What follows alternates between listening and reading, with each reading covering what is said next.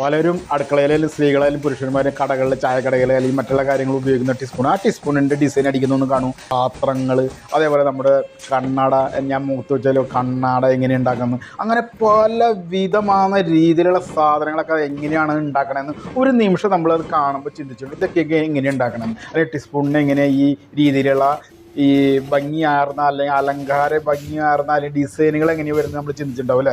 പാത്രങ്ങളിൽ നല്ലൊരു ഡിസൈൻ, നമ്മൾ ചില പാത്രത്തിൻ്റെ വെയിറ്റോ അല്ലെങ്കിൽ മറ്റുള്ള കാര്യങ്ങളെല്ലാം നോക്കുക, നമ്മളത് കാണുന്ന ഡിസൈന് നമുക്ക് കൗതുകമാർന്ന കാര്യങ്ങളാണ്. അതൊക്കെ എങ്ങനെയാണ് അത് ചെയ്യണമെന്നതിൻ്റെ ഏകദേശം ചെറിയ ചെറിയ ഭാഗങ്ങളാണത്.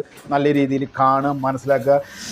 ഇഷ്ടപ്പെട്ടെങ്കിൽ കമൻ്റ് ഇടുക, ഇഷ്ടപ്പെടാത്തവർ തെറി പറയുക.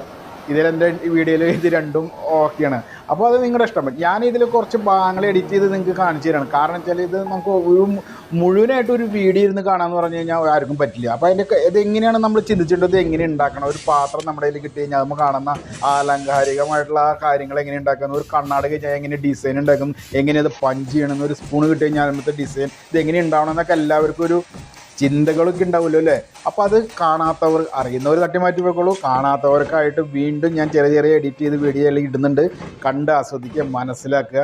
നമുക്കെല്ലാതും മനസ്സിലാക്കിയിരിക്കണം. കാരണം നമ്മൾ ഈ ലോകത്തിൽ ജീവിക്കുമ്പോൾ പല കാര്യങ്ങളും, അറിയാത്ത കാര്യങ്ങൾ നമ്മളെപ്പോഴും മനസ്സിലാക്കി വെക്കണം. അതിന് ഈ എൻ്റെ വീഡിയോ കണ്ട വേറെ കുറേ കാര്യങ്ങൾ നിങ്ങൾക്ക് മനസ്സിലാവും.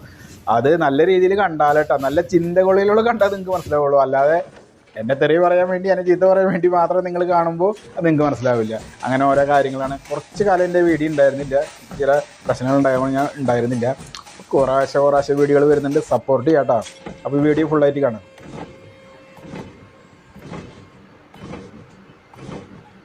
ഇപ്പോൾ ലൈക്കും കമൻറ്റും ഫോളോ ഒക്കെ ചെയ്യാൻ ഞാൻ പറയാറില്ല.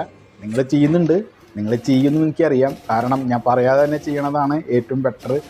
അപ്പോൾ അതിൻ്റെ അർത്ഥം നിങ്ങൾക്ക് കുറച്ച് സന്തോഷമുണ്ട്, മനസ്സിലാവുന്നുണ്ട്. പക്ഷേ അതിൽ അസന്തുഷ്ടർ കുറേ ഉണ്ട്. No problem.